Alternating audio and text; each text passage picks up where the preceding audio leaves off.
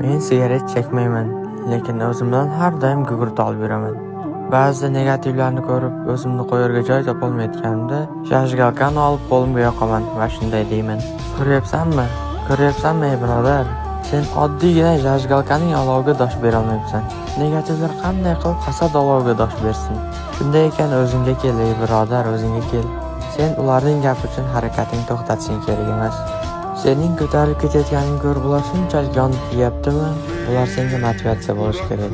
Sen hozirgidanda ko'proq harakat qilib, negativlarning negativ yozishiga sabab ularning ongi pastligi ekanligini isbotlashing kerak. Agarda gaplarim to'g'ri bo'lsa, obuna bo'lib qo'ying va kommentariyada motivatsiya uchun rahmat aytib ketishni unutmang. Beni bırakıp gitme bir yere, gidersen unutursun. Dilerim